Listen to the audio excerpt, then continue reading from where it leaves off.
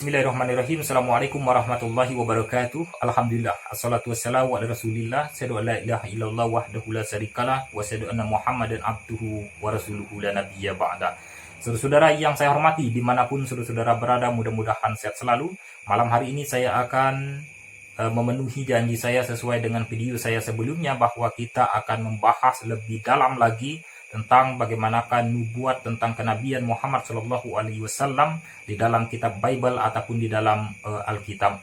Nah, saudara-saudara yang saya hormati, maka dalam video ini saya tidak perlu kemudian mengulang kembali, menjelaskan kembali tentang bagaimanakah kriteria nabi palsu, kemudian rasul palsu ataupun mesias palsu, karena pada video sebelumnya kita sudah mengetahui, sudah saya jelaskan secara rinci mengenai bagaimanakah kriteria daripada mesias ataupun nabi-nabi palsu. Nah, hari ini kita akan membahas secara spesifik tentang nubuat ataupun ramalan di dalam Alkitab tentang kenabian Muhammad Shallallahu Alaihi Wasallam. Nah, saudara, saya akan membagi pembahasan atau kajian kita menjadi dua session. Yang pertama, kita akan melihat bagaimanakah kemudian penjelasan ataupun nubuat tentang kenabian Muhammad di dalam perjanjian lama, dan yang kedua kita akan melihat ramalan ataupun nubuat tentang kenabian Muhammad di dalam kitab perjanjian baru.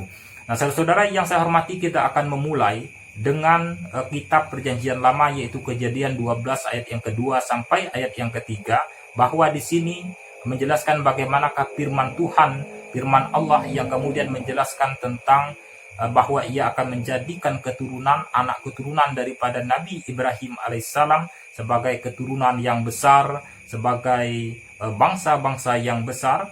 Maka di sini kita bisa mengerucut tentang daripada garis keturunan Nabi Muhammad Shallallahu Alaihi Wasallam. Mari kita lihat bagaimanakah pandangan dari para ahli sejarah ataupun dari para ahli genealogi yang kemudian bisa menjelaskan kepada kita bahwa Nabi Muhammad Shallallahu Alaihi Wasallam adalah keturunan daripada Nabi Ismail alaihissalam. Dan Nabi Ismail alaihissalam ini adalah kita tahu bahwa Nabi Muhammad ini adalah dari golongan ataupun dari suku Quraisy, dan suku Quraisy ini adalah bukan merupakan suku yang kemudian secara genealogi adalah bangsa Arab, tetapi Quraisy ini adalah penduduk pendatang ataupun persilangan. Maka nenek moyang mereka adalah Nabi Ismail, dan Nabi Ismail adalah bapak daripada keturunan Nabi Muhammad SAW, dan Nabi Ismail ini merupakan bapaknya pendatang dari Arab yang kemudian menikah dengan wanita Arab. Nah, saudara yang saya hormati, maka dengan demikian jelaslah bagi kita secara genealogi ataupun secara sejarah bahwa Nabi Muhammad SAW bersambung kepada Nabi Musa, yang kemudian tentunya bersambung kepada Nabi Ibrahim alaihissalam secara genealogi.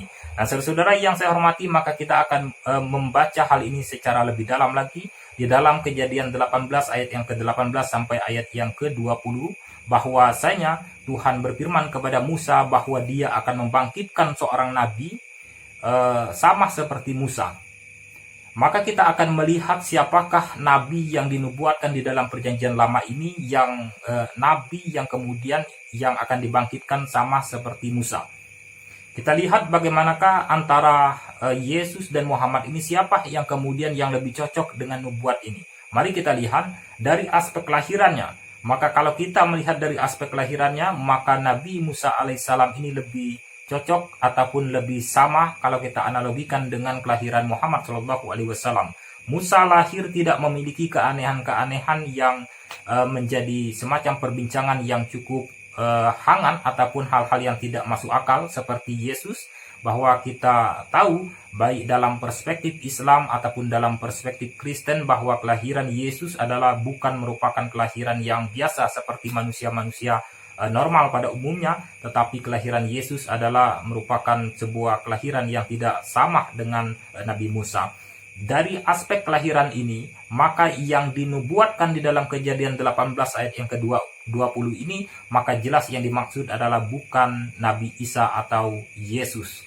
Tetapi kalau kita melihat persamaan-persamaannya dari aspek kelahiran, maka Nabi Muhammad SAW sama dengan kelahirannya Nabi Musa alaihissalam. Kemudian dari aspek lainnya, dari aspek sosialnya, bahwa Nabi yang dijanjikan itu adalah sama seperti Musa. Kita tahu bahwa Musa adalah selain seorang nabi yang kemudian membawa semacam risalah, menyebarkan risalah kepada umat ataupun Bani Israel, maka Nabi Musa juga adalah seorang tokoh, seorang pemimpin politik. Kita lihat di dalam sejarah ataupun kehidupan Nabi Muhammad SAW, Nabi Muhammad adalah seorang pemimpin politik dan bahkan beliau sebagai panglima perang dan kemudian sangat berpengaruh hingga ada penulis Kristen yang kemudian menulis bahwa Muhammad adalah manusia yang paling berpengaruh di dunia.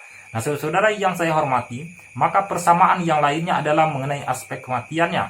Kita tahu bahwa kematian Nabi Musa alaihissalam normal seperti kita manusia pada umumnya, begitupun yang terjadi kepada Nabi Muhammad SAW yang juga mati dalam keadaan normal, tidak ada yang aneh. Tetapi mengenai kematian Nabi Isa atau Yesus ini sampai sekarang masih menjadi perdebatan bahkan di kalangan Kristen, meskipun kita di dalam agama Islam kemudian tidak meyakini secara spesifik apakah kemudian Isa itu adalah mati, sudah meninggal ataupun masih hidup. Yang jelas kita yakini bahwa Nabi Isa adalah diangkat oleh Allah Subhanahu wa Ta'ala ke sorga. Nah, saudara yang saya hormati, dari beberapa penjelasan, dari beberapa hasil diskusi kita pada hari ini, maka kita bisa menarik kesimpulan bahwa nubuat tentang kenabian yang dijanjikan, yang dinubuatkan di dalam perjanjian lama, bahwa jelaslah dari ulasan ataupun penjelasan ini menunjukkan kepada kita bahwa nabi yang dimaksudkan di dalam Kejadian 18 ayat yang ke-18 sampai ayat yang ke-20 ini adalah Nabi Muhammad SAW.